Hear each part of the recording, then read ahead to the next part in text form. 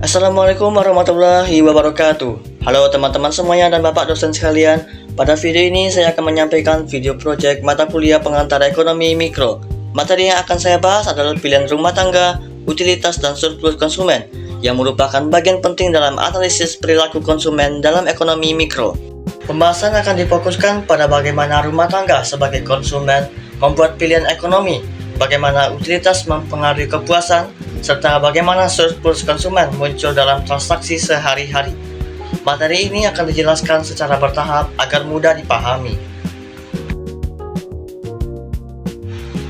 Sebelum kita masuk dalam materi, saya ingin memperkenalkan diri terlebih dahulu.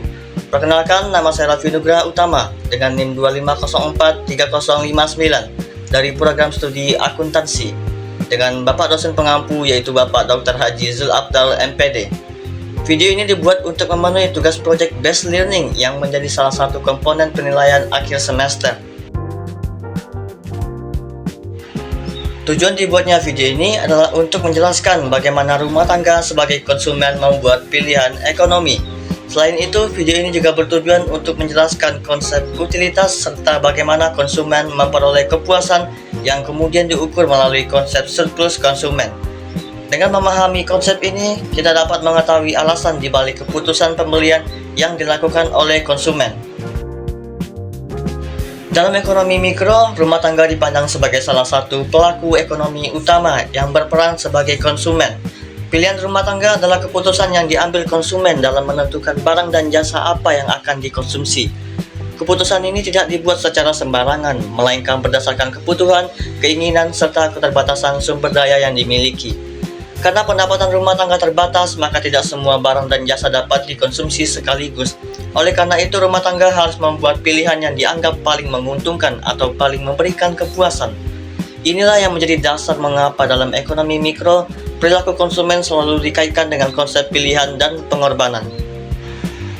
Jika kita perhatikan lebih jauh, pilihan rumah tangga sebenarnya tidak hanya berkaitan dengan apa yang dibeli, tetapi juga apa yang tidak dibeli. Setiap kali konsumen memilih satu barang, berarti ada barang lain yang harus dikorbankan. Dalam ekonomi, hal ini dikenal sebagai opportunity cost atau biaya peluang. Sebagai contoh sederhana, ketika seseorang memilih menggunakan uangnya untuk membeli pakaian, maka uang tersebut tidak dapat digunakan untuk membeli makanan atau menabung.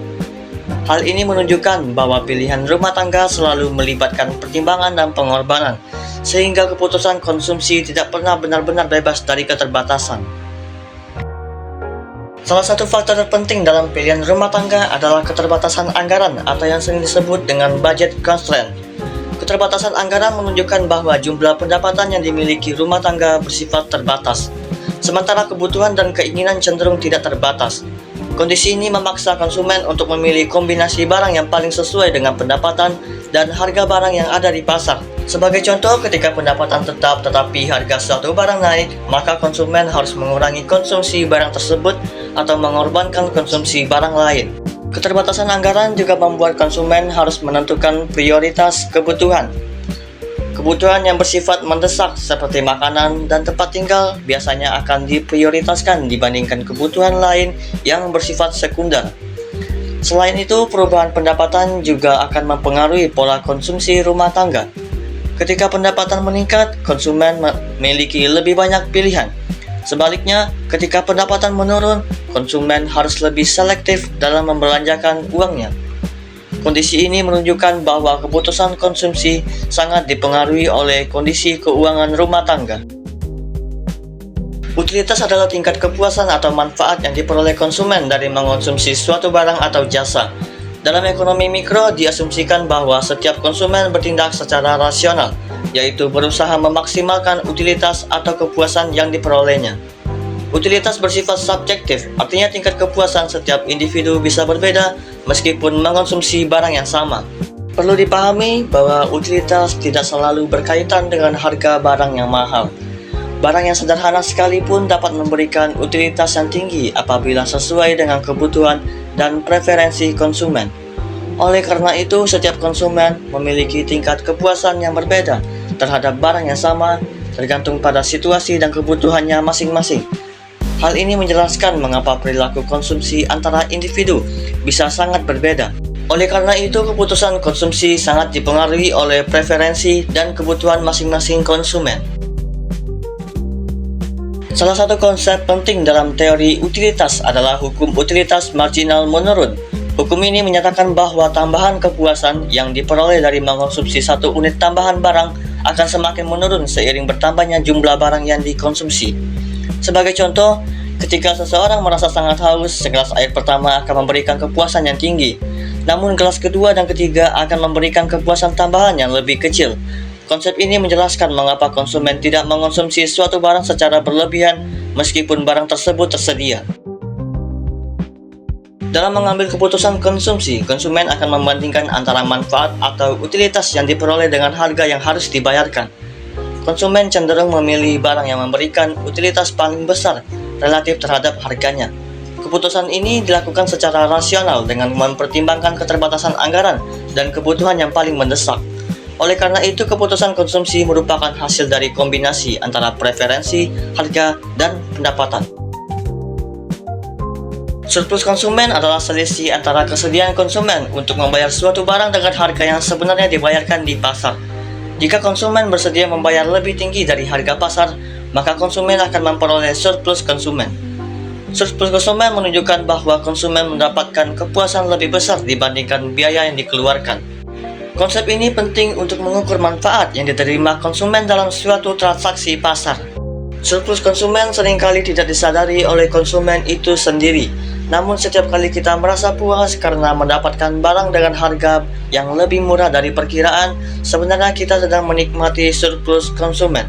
Semakin sering konsumen mendapatkan harga yang sesuai atau lebih rendah dari kesediaan membayar, maka semakin besar pula manfaat yang dirasakan dari aktivitas konsumsi tersebut.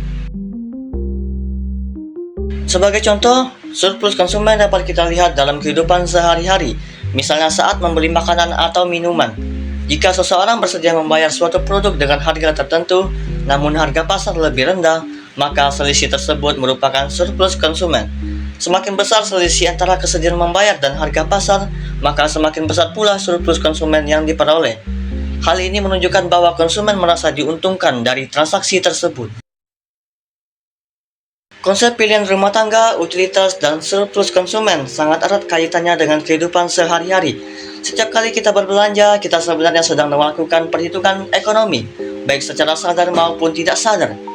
Kita memilih barang yang paling dibutuhkan, menyesuaikan dengan anggaran yang dimiliki, serta mencari harga yang memberikan kepuasan paling tinggi. Hal ini membuktikan bahwa teori ekonomi mikro sangat relevan dengan perilaku konsumsi masyarakat. Sebagai mahasiswa, konsep pilihan rumah tangga sangat mudah kita temui dalam kehidupan sehari-hari.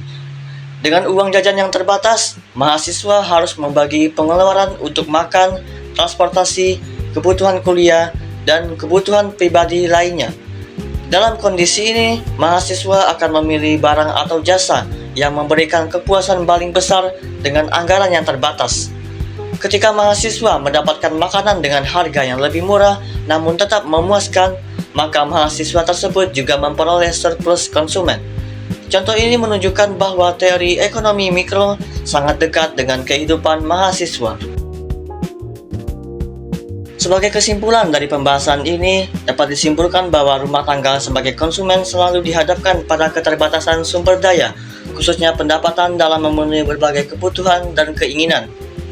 Oleh karena itu, rumah tangga harus membuat pilihan ekonomi yang rasional agar dapat memperoleh kepuasan atau utilitas yang maksimal dari barang dan jasa yang dikonsumsi. Konsep utilitas membantu kita memahami bagaimana konsumen menilai tingkat kepuasan dari suatu barang. Sedangkan hukum utilitas marginal menurun, menjelaskan mengapa tambahan kepuasan akan semakin berkurang seiring bertambah jumlah konsumsi. Selain itu, konsep surplus konsumen menunjukkan bahwa konsumen dapat memperoleh manfaat tambahan ketika harga pasar lebih rendah dibandingkan dengan kesediaan mereka untuk membayar. Dengan memahami konsep pilihan rumah tangga, utilitas, dan surplus konsumen, kita dapat lebih bijak dalam mengambil keputusan konsumsi dalam kehidupan sehari-hari. Lebih jauh lagi, pemahaman terhadap konsep-konsep ekonomi mikro ini sangat penting, karena keputusan konsumsi yang diambil oleh rumah tangga tidak hanya berdampak pada individu, tetapi juga pada kondisi pasar secara keseluruhan. Ketika banyak konsumen mengambil keputusan yang serupa, misalnya mengurangi konsumsi akibat kenaikan harga, maka hal tersebut akan mempengaruhi permintaan di pasar dan akhirnya berdampak pada harga serta produksi barang dan jasa. Hal ini menunjukkan bahwa perilaku rumah tangga sebagai konsumen memiliki peran penting dalam membentuk dinamika perekonomian. Selain itu, konsep utilitas dan surplus konsumen juga dapat digunakan sebagai alat evaluasi dalam menilai kebijakan ekonomi seperti penetapan harga, subsidi, maupun pajak. Kebijakan yang tepat diharapkan mampu meningkatkan kesejahteraan masyarakat dengan tetap memperhatikan kepentingan konsumen. Bagi mahasiswa, pemahaman mengenai materi ini dapat diterapkan dalam kehidupan sehari-hari, terutama dalam mengelola keuangan pribadi, menentukan skala prioritas, serta menghindari perilaku konsumtif yang berlebihan. Dengan demikian, ekonomi mikro tidak hanya menjadi materi akademik semata, tetapi juga menjadi pedoman praktis dalam pengambilan keputusan ekonomi yang rasional dan bertanggung jawab. Melalui video project ini, diharapkan mahasiswa dapat memahami bahwa setiap keputusan konsumsi memiliki konsekuensi ekonomi, sehingga diperlukan pertimbangan yang matang dalam setiap pilihan yang diambil. Demikian video project yang dapat saya sampaikan. Terima kasih atas perhatian Bapak dosen dan teman-teman semuanya. Lebih kurangnya mohon maaf. Wassalamualaikum warahmatullahi wabarakatuh.